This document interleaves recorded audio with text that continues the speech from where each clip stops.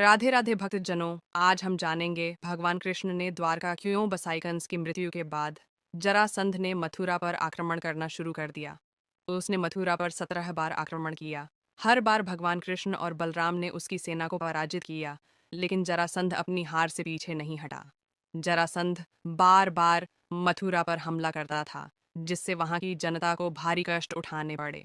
जरासंध ने 18वीं बार जब हमला करने की योजना बनाई, तो वह एक विशाल सेना लेकर आया। उस समय भगवान कृष्ण ने यह महसूस किया कि जरासंध को बार बार हराना यद्यपि संभव है, लेकिन इससे मथुरा के लोगों को शांति नहीं मिलेगी। संध के आक्रमणों से यादव वंश कमजोर हो रहा था। बार बार के युद्धों से मथुरा के संसाधन खत्म हो रहे थे और जनता भयभीत थी। भगवान कृष्ण ने महसूस किया कि यादवों और मथुरा की रक्षा के लिए उन्हें एक ऐसा स्थान तलाशना होगा जहां शत्रुओं का पहुंचना मुश्किल हो।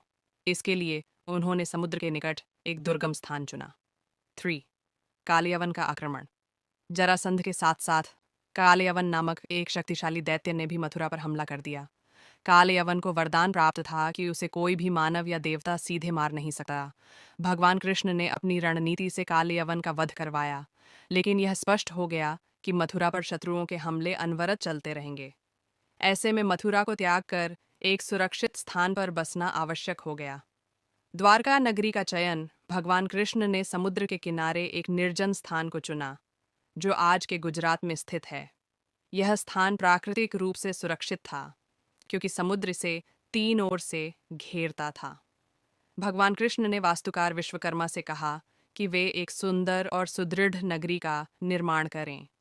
समुद्र देवता ने भगवान कृष्ण को द्वारका बसाने के लिए भूमि प्रदान की। द्वारका का निर्माण। द्वारका नगरी को विश्वकर्मा ने अत्यंत भव्यता से बनाया।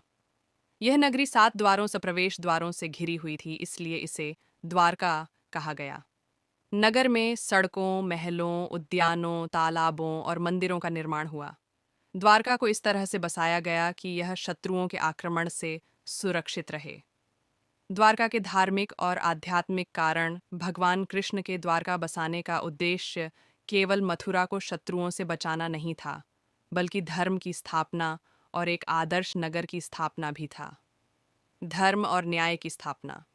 द्वारका को भगवान कृष्ण ने धर्म राज्य के रूप में स्थापित किया, जहां सभी लोग शांति, सद्भाव और समृद्धि के साथ रहते थे। भगवान की लीला भूमि। द्वारका को भगवान कृष्ण ने अपनी लीला भूमि के रूप में चुना।